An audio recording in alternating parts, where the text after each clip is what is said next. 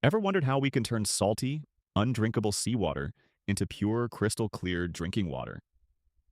It sounds like magic, but it's GCSE chemistry, simple distillation. By the end of this lesson, you'll understand three key things: why crystallization is not always enough, how simple distillation apparatus works step by step, and how thermal energy changes drive the process. Think back to crystallization. You dissolve salt in water, heat the solution, the water evaporates, and solid salt crystals remain. This works well if you only want the salt. But if your goal is to collect the water too, crystallization has a major limitation. The solvent is lost to the environment. So the correct separation technique depends on your goal. If you want a solid, use crystallization even though the solvent is lost. If you want the solvent itself and want to keep both the pure liquid and the solid, use simple distillation.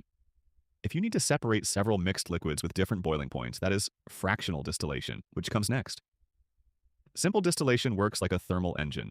It relies on repeated physical state changes caused by adding and removing thermal energy. First, heat energy is added to vaporize the liquid solvent, turning it into gas particles.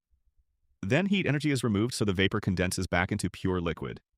In simple terms, liquid plus heat becomes vapor, and vapor minus heat becomes liquid.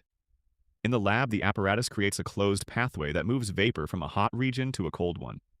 The setup begins with a heated flask containing the aqueous solution. Above it is a thermometer which monitors the vapor temperature. The vapor then enters a continuous internal glass tube, surrounded by a cold water jacket called a condenser. At the end, a collection beaker receives the pure liquid. Phase 1. Vaporization. Gentle heating supplies the energy needed for the liquid solvent particles to overcome intermolecular forces and enter the gas phase. The dissolved solid has a much higher boiling point, so it remains in the flask while the solvent vapor rises. Phase 2. Ascent and measurement. The hot vapor rises through the flask neck and passes over the thermometer bulb. Heating continues until the thermometer reaches and stabilizes at the liquid's boiling point. The vapor then passes through a 45-degree bend into the internal glass tube. Phase 3. Condensation in the condenser.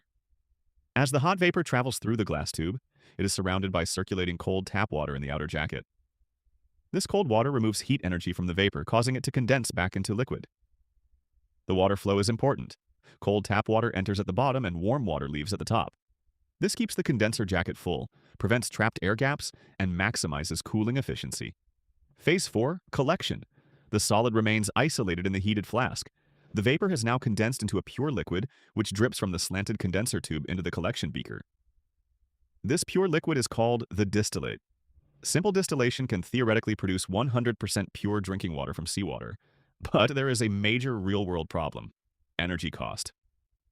Vaporizing water on a large scale requires immense thermal energy, making the process expensive and inefficient. For this reason, simple distillation is rarely used commercially to produce drinking water. Industries usually choose lower energy alternatives. Pro exam. Tip: examiners often test the Liebig condenser setup. Always remember, cold tap water enters at the bottom, closest to the collection beaker, and warm water exits at the top, closest to the thermometer. If connected backward, the jacket may not fill completely. Air pockets can form, and the vapor will not cool efficiently enough to condense. Dive deeper into chemistry with more lessons, notes, and exciting content at chemverse.de.